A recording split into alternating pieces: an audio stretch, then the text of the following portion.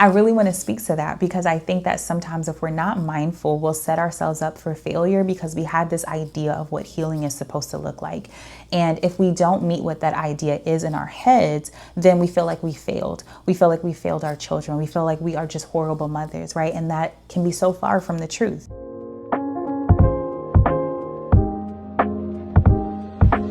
Hey y'all, welcome back to my channel. If this is your first time here, my name is Samantha and this is On the Hill, where we talk all things biblical womanhood, homemaking, femininity, inner healing, and overall intentional living.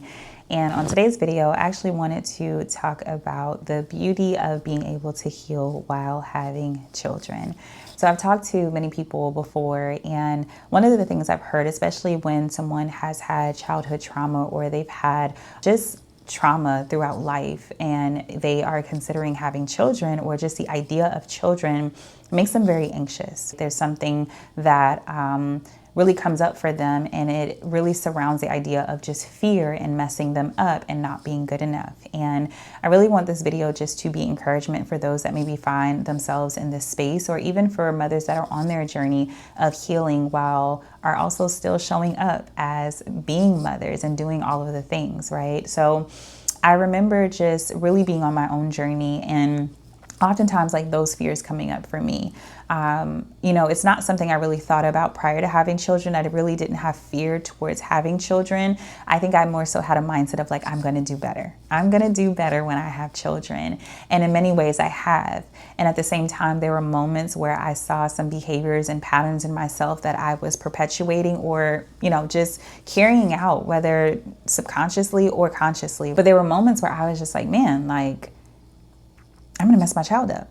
I'm going to mess them up. I just yelled at them and, I was just mean to them when I said that, or I did X, Y, and Z, and I am going to really mess them up, right? And it made me fearful as I continued my journey of not only motherhood, but healing my own stuff. I remember just really having to take my time and to work through those moments, right? And this is something that I encourage, especially now being in a better place. And as I continue my healing journey, because I tell people all of the time, like, your healing journey is something that continues to evolve. It doesn't stop after a year of therapy or a 6-month coaching program. There are depths to healing. And so there was even a level of healing that I did with my first son. And then it took me a little deeper with my second son. And then having my daughter kind of like just bust the doors wide open. There's just depths, right? And even as you get older and as you have different experiences in life, different things will come up for you.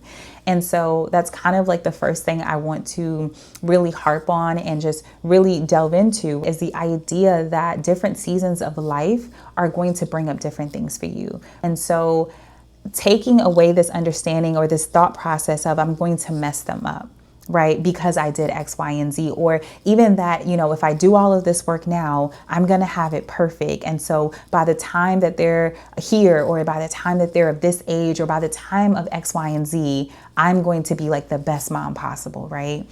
I really want to speak to that because I think that sometimes if we're not mindful, we'll set ourselves up for failure because we had this idea of what healing is supposed to look like.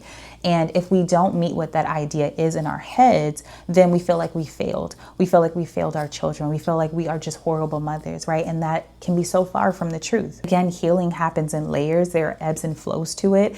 And there are different seasons in life that will bring up different depths of healing for you. And I think what's more important is not a finished product. It's not getting to a certain place, but it's the understanding that I'm evolving, and that as I'm evolving, there are new parts of me that are going to evolve and that are going to come up. And so being open to even take your children on that journey with you, understanding that you're not messing them up by exposing them to certain things. I think that sometimes as parents, we feel like we're messing them up if they see certain things. If they see an argument between you and your spouse, then, it's messing them up, right? Now, don't get me wrong. I don't think that we should just be out here losing it in front of our children and spazzing on each other and going crazy. But I also think that there can be an a healthy level of disagreement that our children can be exposed to that's actually good for them. Because what you're showing them in that moment is that I'm human, daddy's human, people are human, you're human. And you may have a moment where you have a disagreement with a person or a spouse, or, you don't like something, right? So what's the healthy way to communicate?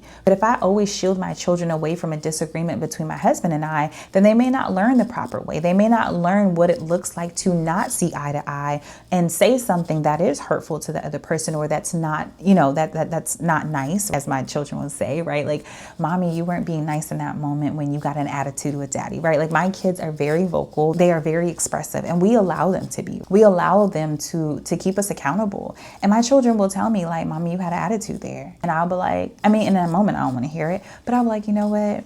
You're right. And so what I will also do is not only, especially if they saw it, right? If they saw that attitude with my husband, or they saw me say something, or they saw him do something, it was done in front of them, then we correct it in front of them. So if me and my husband got into a disagreement and I said something that wasn't fair or that wasn't nice, then I will make sure that I apologize in front of them, right? It's okay for them to see that we're human. It's okay for them to see that we don't have it all together. It's okay for them to see that we fall short sometimes, because they will fall short. And if you never show them what it looks like to fall short, you're also setting them up for failure, because they'll feel like they have to obtain this certain level of perfection that's not realistic. I've seen so many people, and I've had clients that said, like, oh, my mom was just perfect. Like, so when I fall short as a mom, like, I beat myself up, because if she could do it with 6 kids, how come I can't do it with 2? And little do you know, your mom was struggling with depression and anxiety, but they never expressed that side. They never showed that side. They never invited you into that side of what it is that they were going through or experiencing. Therefore, it felt like they were just superwoman, and they had it all together. Now you feel like you have to have it all together, right? Or your child will grow up feeling like they have to have it all together. And it's not fair to you, but it's also not fair to them. It's okay to invite them into your life and invite them into your healing journey. It's okay for them to see those moments. Now, if it's becoming unhealthy and we're constantly in a deep depressive state, and it's like affecting our daily living, then seek help. Definitely seek help, right? Like, there's some level that we obviously want to protect our children from. There's also some level of exposure that is okay. That's okay for them. And so I really want to just encourage mothers in that are on their healing journey. As you are navigating, invite them into that space. Have conversations with them. Like, you know what? Mommy had a moment there. I got angry and I said X, Y, and Z, and I shouldn't have said that. Or, recently I had a moment with my children, and I was frustrated about something else, but I took it out on my son. Right. And so when I was talking to my son, I was like, mommy was just upset in that moment. I'm sorry. And my son was like, well, why were you upset? And I was like, I was just upset. And then the Holy Spirit caught me. He was like, no, explain to him. It's not enough just to be upset. It's not enough just to be angry. Teach him emotional intelligence in that moment, and sit with yourself to understand what happened. But then teach him how to properly sit with himself when things come up for him, because they will. And so in that moment, I was just like, well, it wasn't that I was just upset. I was upset because X, Y, and Z. And so even recently, I was actually going through that with my son. He found himself just upset about something. I can't remember what it was. And we talked through it. I was like, well, why were you upset? And he was like, I don't know. I was just upset. And I was like, well, no, like, let's sit with that and let's understand that, right? But not only was I telling him to do something, I also mirrored that for him. I showed him that, again, we all have moments. And when we have those moments, assess them, be curious about them. Because when you can assess them and be curious about them, you can better understand them. And when you better understand them, you can better communicate them to other people. So, like, considering that as well as you are on your journey, right? And then the last thing I just kind of want to share in this little chit chat is just this idea of, like, how to help even your children understand what it is that they are experiencing. And one of the things we teach our children is that they're allowed to experience their emotions. They're allowed to tell us what's going on with them, but we teach them how to understand them, how to communicate them, and then how to regulate them. And if you guys are interested in that, in like another video, I could show that, like maybe actually having my son with me and like really showing what that looks like. But one of the things that we really have learned to change in the way that we speak is that it's not that I am angry, because when you say I am something, you're assuming that as part of your identity. I am feeling angry. I am feeling sad. I'm not sad.